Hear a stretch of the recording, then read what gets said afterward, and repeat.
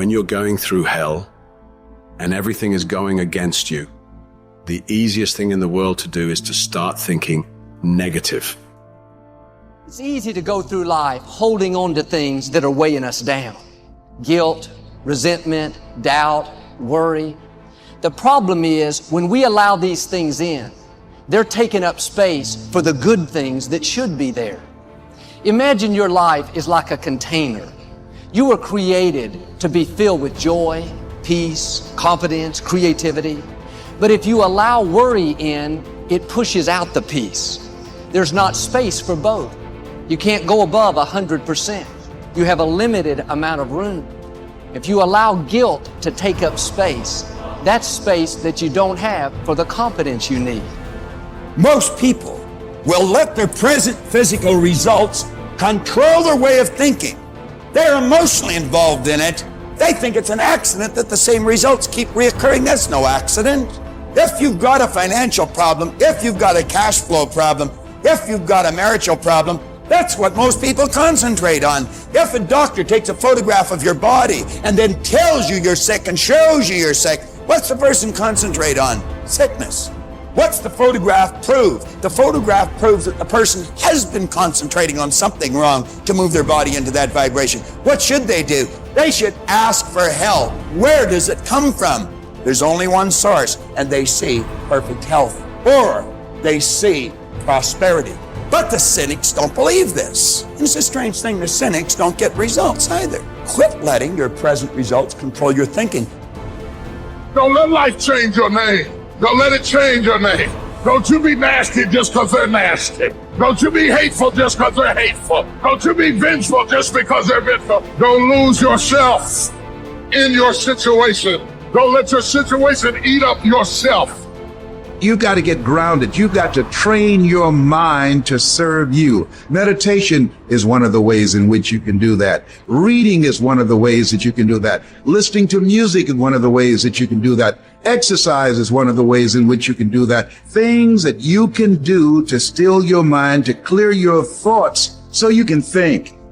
Change the way you see yourself and begin to tend to the personal details. If you trust yourself, if you believe and don't doubt in everything in you, you can do it. You can do it. When you say a situation, a person is hopeless, you're slamming the door in the face of God. There's no guarantee that because somebody is now down on their luck, they can never come back. Who can guarantee that you can't make, that you can't have your dream? All we need to do is we look at our dreams. As we get ready to hit the floor, I'm blessed and highly favored. Don't let circumstances turn you around. Don't let hard times turn you around. Whatever you're experiencing, you know that this too shall pass. That you have the ability to make it happen. Why? You got a sense of entitlement. I deserve this, and whatever I have to do, I'm willing to step up and to face life and grab it in a collar and say, give it up, because it's mine.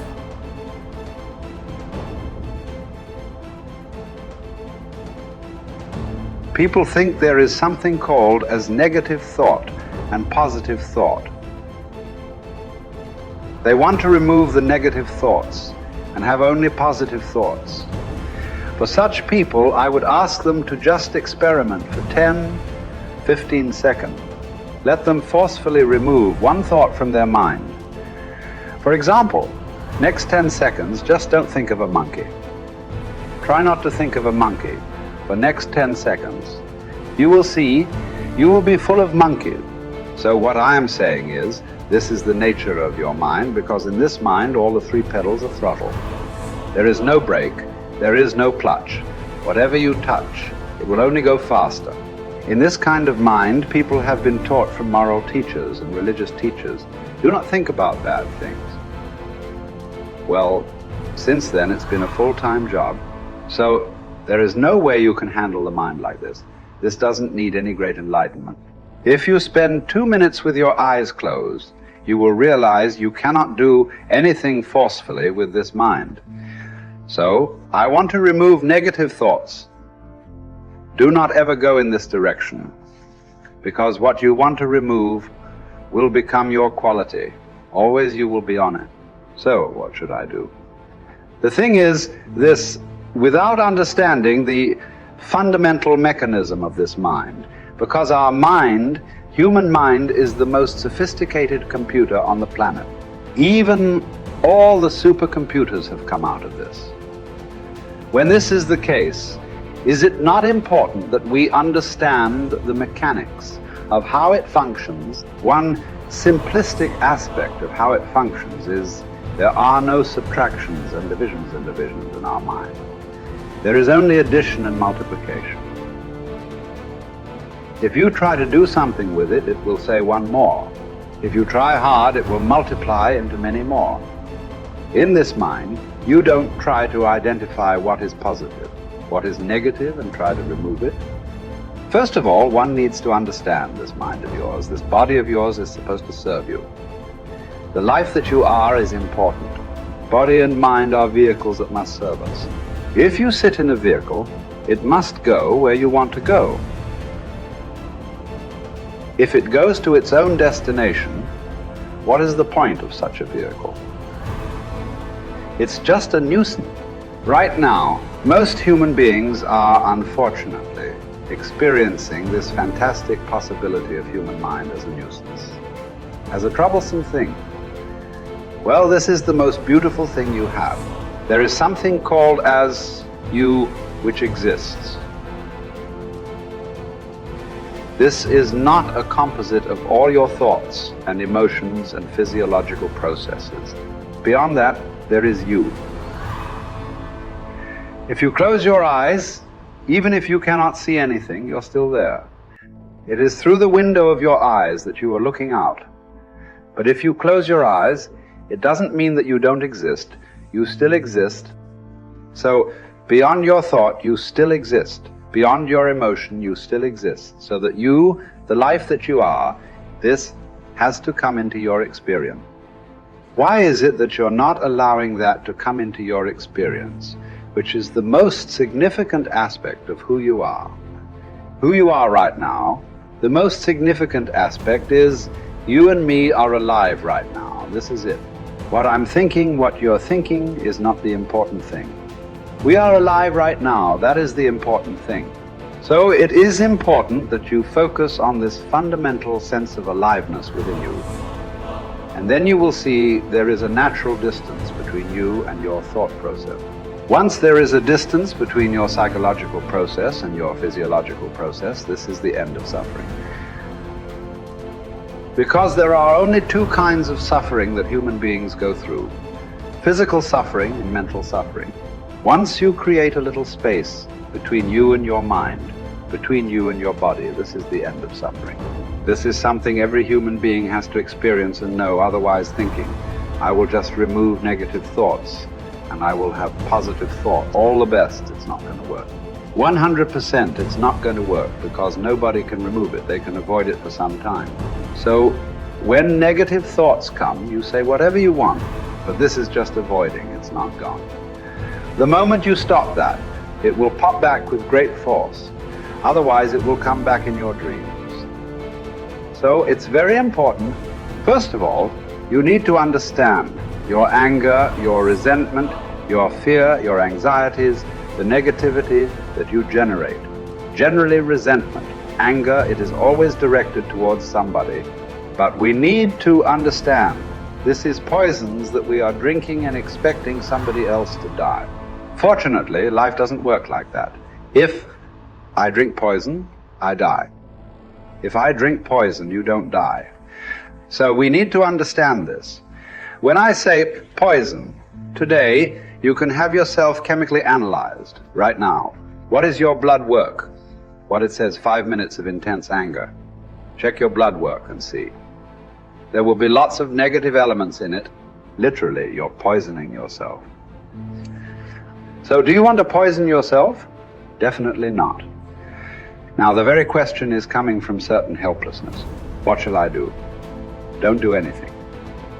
Just sit back and just concern yourself with something which is the life process. Maybe your heartbeat, maybe your breath, maybe just the sensation of being alive. Depending upon how sensitive or how perceptive you are, accordingly, find something. It could be a sensation in the body, it could be breath, it could be heartbeat, it could be anything, something which indicates life to you. Just pay attention to that for some time. Slowly, you will see there is a distinction between what is you and what you have gathered, which includes both your physiological and psychological possibility or mess, whatever you've made out of it. You're not bright enough. You waited too late. You should have started younger. Those are the kind of voices that we all live with. For me, our ministry was growing. We lived in a nicest house we'd ever had. Driving a nice car, living from paycheck to paycheck, but making it. Every night, I lay down at night, I hear the voices. Those voices are the kind of voices that stop you from buying into your own life. Stop you from enjoying the good times and believing that they will last. The anxiety and the pressure and the strength that it took to get from where you were to where you are doesn't go away, so you don't really believe it's yours. You're driving it, but you don't really believe it's yours. And you're scared to relax and really rest in whatever it is or whoever it is. And the enemy always has some sort of tool or memory or situation that he uses to terrify you, even though the good times are here and the dream is there, the blessing is there, and the goodness is there. But there's always this haunting, nagging defiance that says, don't you relax. You're not worth it. You don't deserve it. And it's not going to last. Resting in what God has done is often more difficult than receiving what God has done. To rest in it, to believe that it will last, to believe that you will last, that love will last, that life will last, that good times will come, that things will be better. It's difficult because of the voices. And you are what you eat, and the voices are the food that feeds your faith or fear. You see those voices that say what you can't do, what you can't have, what you can't be, what's not gonna last, what's not gonna work, is how the enemy pulverizes the promises of God in your life. And it takes word to combat word. That's why when Jesus was in the wilderness and Satan was throwing word at him, he was throwing word back. And what we have to do is put word on word. I'm blessed. I'm blessed in the city. I'm blessed in the field. I'm blessed in my uprising. I'm blessed in my downsetting. I'll be blessed into my old age. I'll be blessed when I'm an old man. My grandchildren will be blessed. My body is blessed. My mind is blessed. My head is blessed. I got this. I can handle it. I can do it. Bring it on. Here it is. That kind of talk, saying that to yourself, drives back the other voices of negativity that we all have creep up behind us and tell us that we're not capable and we're not competent and we're not gifted enough and we're not good enough or we waited too late or God is punishing us.